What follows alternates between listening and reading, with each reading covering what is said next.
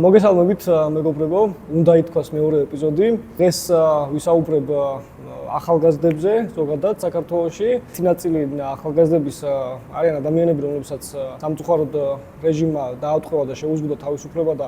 არიან პატიმრობაში ახლა და ვისაუბრებ მათ საქმეებზე, მოკლედ ისე, რომ ვიცნობდით ამ ადამიანებს,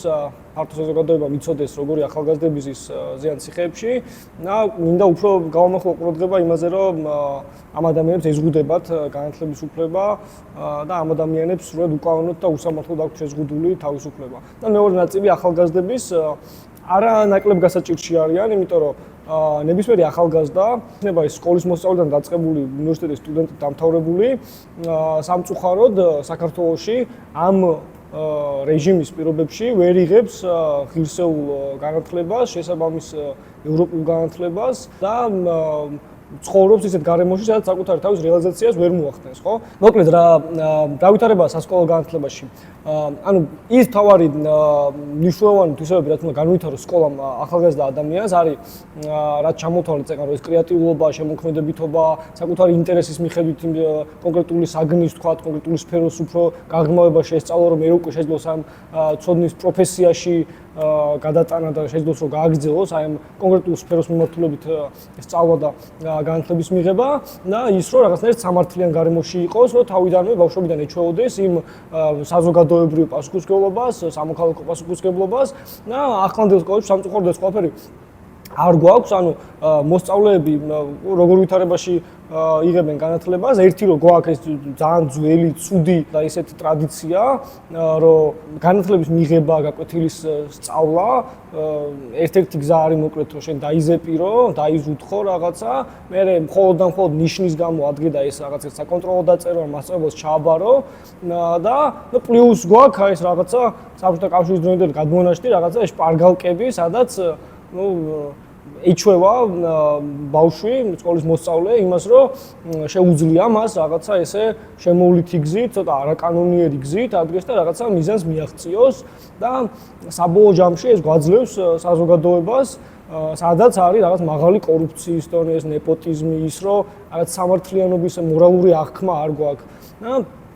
რეალურად შინაარსობრივი შესწავლა საგნის, ანუ სწავლა იმისთვის, რომ შენ მიიღო ცოდნა და ეს ცოდნა მე უკვე შენ საკუთარ პროფესიაში გამოიყენო, ესე არ ხდება და ამის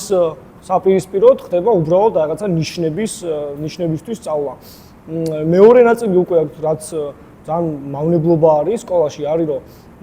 ისეთი საგნები, როგორც არის ისტორია, სამოქალაქო განათლება, არის სწავლება ხარისხიანად, არის სწავლება ჯანსაღად, სამოქალაქო განათლების შემთხვევაში საერთოდ ვერ დებს სამოქალაქო განათლება შედეგს, ანუ როდესაც სკოლის მოსწავლე დაამთავრებს სკოლას, მან უნდა იცოდეს საკუთარი უფლებები, საკუთარ მოვალეობას უნდა გრძნობდეს როგორც საზოგადოების ნაწილი, უნდა გრძნობდეს საკუთარ მოვალეობას როგორც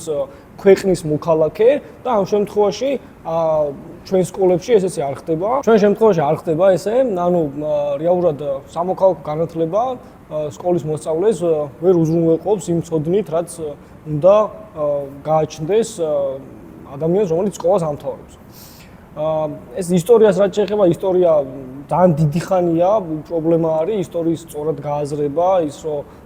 ახალგაზრდა თავიდანვე ხვდებოდეს თუ რისი ნაწილია, ესმოდეს ის რაღაც საზოგადოებრივი ისტორიული ფონი, ქვეყნის ისტორია ესმოდეს, რომ ამ ადამიანმა მე რაღაცა ეს პასუხისმგებლობა იგრძნოს საკუთარ თავზე, რა პასუხისმგებლობა აქვს საკუთარი ქვეყნის მიმართ, საკუთარი ისტორიის მიმართ, ამ ღირებულებების მიმართ და ამ შემთხვევაში ისტორია ვერ გვაძლევს ისტორიის გაკვეთილების სკოლაში ვერ გვაძლევს ამ შედეგს და ისტორიის გაკვეთილებზე რა ხდება ხოლმე, ანუ ძირითადად ჩვენ ვაკეთებთ რაღაც დავალებას, ანუ სწავლობთ, თქვათ, რაღაც კონკრეტულ ამბავს და ამას მე ვიზეპირებთ და მე მოვყვებით ან რაღაცა კითხვა-პასუხის რეჟიმში, თქვათ, არ ვიცი, აი, რა როდის მოხდა. ანუ ეს არის ორიენტაცია არის გაკეთებული რაღაცა უფრო იმაზე, რომ შენ იცოდე წლები, იცოდე რაღაცა კონკრეტული მომენტები და ვინ რა გააკეთა, ხო? ამის საპირწონედ, ანუ უფრო მნიშვნელოვანი რაც არის ისტორიაში, ეს არის კვლევა, გააზრება, ანუ გაშინაარსება, პარალელების გავლება, თქვათ, სხვადასხვა ისტორიულ მოვლენებს შორის, ის რომ კონკრეტული ისტორიული მოვლენის გამოკვლევა გამოკვლევაში მიიღოს მონაწილეობა სკოლის მოსწავლემ და შეძლოს რომ აი ეს კონკრეტული ისტორიული მოვლენა კარგად გაიაზროს და ამუშაოს და შემდეგ მიიღოს რაღაც ცოდნა, რომელსაც გამოიყენებს თანამედროვე მოვლენების შეფასებაში, აი სხვადასხვა მოვლენების გააზრებაში, შემდეგ უკვე ეს არ ხდება, ხო? ანუ ისტორია სამოქალაქო განათლება ეს ორი საგანი სრულიად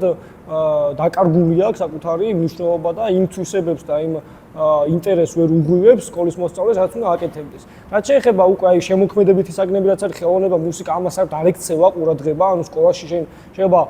იყო ისეთი სკოლის მოსწავლე ყავს, ახლა ბევრი მეც კლასში ძალიან ბევრი კლასელი მყავდა, რომელსაც აინტერესებდა, თქვათ მუსიკა, აინტერესებდა ხელოვნება და აინტერესებდა სპორტი. ეს სამი მიმართულება რაც გვაქვს, ხო?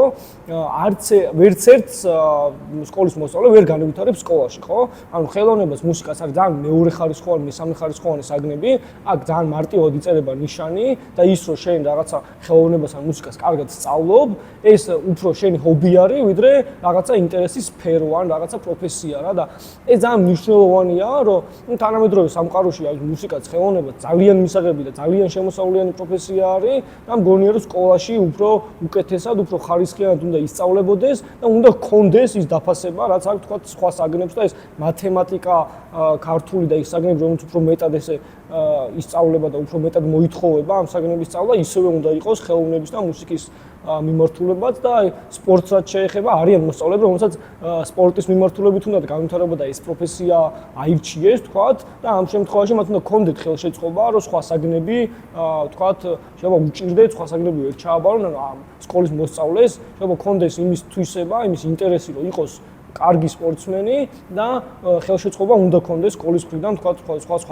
სხვა საგნების შეფასებაში და ასე შემდეგ. ანუ საბოლოო ჯამში ეს ყველაფერი ამ ყველაფერს მივყავართ ერთ დიდ პრობლემამდე, რომ სკოლა ვერ თავაზობს მოსწავლეებს იმ პროდუქტს, იმ განათლებას, რომელთაც სკოლის მოსწავლე შეძლებს რომ გაიაზროს თუ რა არის მისი ინტერესები და რა არის მისი პროფესია, გამოსცადოს სხვადასხვა სფეროები და დატესტოს საკუთარი თავი თუ რისი გაკეთება მოსწონს, რისი გაკეთება უკეთ შეუძლია და სკოლა ვერ აძლევს მოსწავლეს იმის საშუალებას, რომ იყოს თავისუფალი საკუთარი პროფესიის არჩევაში და შეეძლოს, რომ იგივე ინტერესით, იგივე დაფასებით ისწავლოს თქვათ ერთი საგანი და იმაზე იყოს ორიენტირებული და არა ვთქვათ ისწავლოს ყველაფერი საერთოდ და ყველა საგანი და საბოლოო ჯამში რაღაცა ეს ერთი, როდესაც პროფესია უნდა აირჩიოს, ვერ მიხვდეს რისი გაკეთება უნდა ცხოვრებაში. ანუ საბოლოო ჯამში სკოლა ვერ ამზადებს ადამიანს იმისთვის, რომ უნივერსიტეტში გააგრძელოს სწავლა და ამიტომ გვაქვს რომ ჩვენ სიტუაციები, როდესაც ადამიანები ვერ ირჩევენ საკუთარ პროფესიას და ძალიან ისე შემთხვევითობის პრინციპით ხდებიან უნივერსიტეტში, არ არიან მზად იმისთვის, რომ ახალ სამყაროში გადავიდნენ, არ არიან მზად იმისთვის, რომ უმაღლესი განათლება მიიღონ და შესაბამისად ძალიან ისეთი, არ ვიცი, დაბნეულები, მოუმზადებლები არიან იმ სამყაროსთვის, რაც არის სკოლის გარეთ და სკოლის დამთავრების შემდეგ. ამიტომ ეს არის ძალიან მნიშვნელოვანი პრობლემა,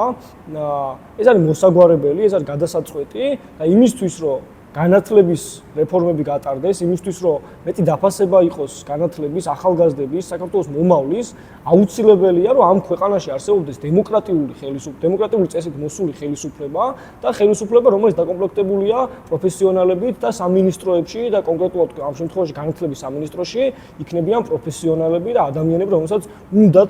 საქართველოს უკეთესი მომავლის აშენება. ეხლა უნივერსიტეტის შემთხვევაში, რომ გადავიდეთ უნივერსიტეტებზე, ანუ მას შემდეგ რაც სკოლის მოსწავლე უნივერსიტეტში გააგრძელებს სწავლას და როგორც ვახსენე უკვე რაღაც შემთხვევითობის პრინციპით ხდება ხოლმე ეს ყველაფერი ხშირ შემთხვევაში და ძალიან მოუმზადებელი არის ნებისმიერი ადამიანი იმისთვის რომ უნივერსიტეტში გააგრძელოს სწავლა და საკუთარი პროფესია შეისწავლოს უნივერსიტეტში არის რამდენიმე მნიშვნელოვანი პრობლემა. ერთი ის რომ უნივერსიტეტი არ არის თავისუფალი დამოუკიდებელი სივრცე, ანუ ავტონომიური ინსტიტუტი არ არის უნივერსიტეტი, არ არის ისეთი ინსტიტუტი, რომელსაც საკუთარი საზოგადოება ყავს, ანუ დაარსების დღიდან ივანე ჯავახიშვილის უნივერსიტეტი იდგა რაღაცა აი საზოგადოებაზე, რომელიც ქმნიდა საბოლოო ჯამში ღირებულებებს, იმ ისწრაფებებს, ღირებულებისთვისაც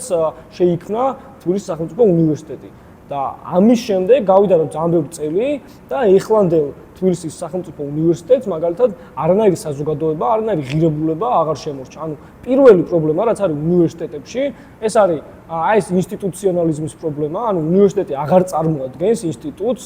რომელსაც ყავს თავისი დამოუკიდებელი საზოგადოება, განათლებული საზოგადოება, ჯანსაღი საზოგადოება, ქვეყნის ყველაზე მნიშვნელოვანი, მომავლის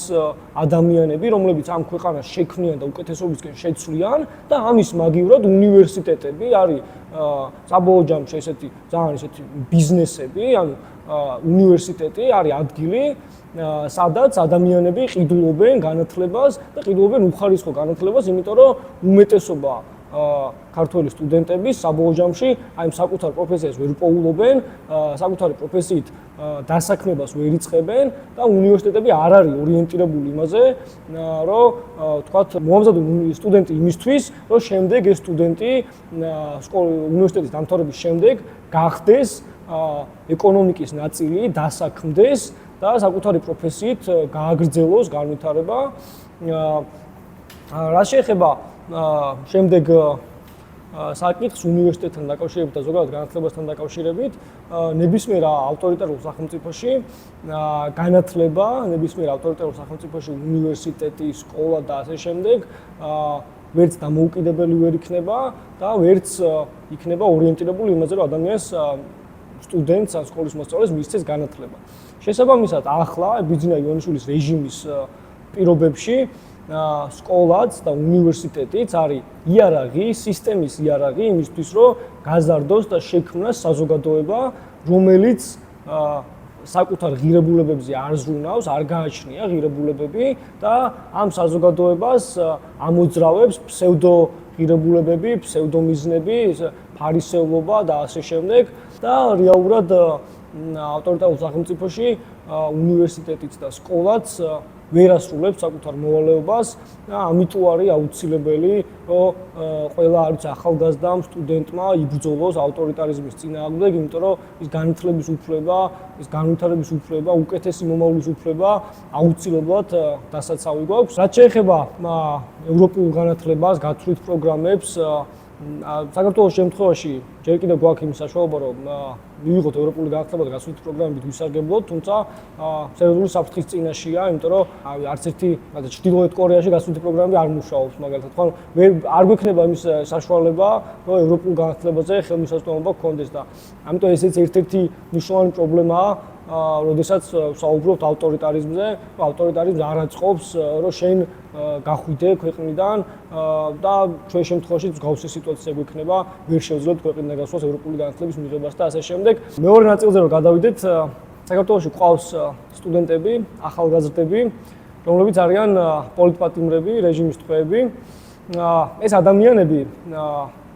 პირველ რიგში არიან უსამართლობის და უკანონობის მსხვერპლი და უკვე მეორე ძალიან მნიშვნელოვანი ფაქტორია, რომ საქართველოს არალეგიტიმური ხელისუფლება ეს სადავო საკითხია გასაგებია, მაგრამ ნებისმიერ ქვეყანაში არც ერთი ხელისუფლება, არც ერთი მთავრობა არ უნდა უშლიდეს ახალგაზრდა სტუდენტს, რომ მან მიიღოს განათლება. ყველა სტუდენტი, რომელიც არის ახლა რეჟიმის ტყვე, რომელიც არის პოლიტპატიმარი, უკანონობაში და უსამართლობაში იტანჯება და არის ციხეში იმის მაგივრად, რომ ის სწავლობდეს თავისი საკუთარი პროფესიის განვითარებას აქცევდეს ყურადღებას, არის ციხეში და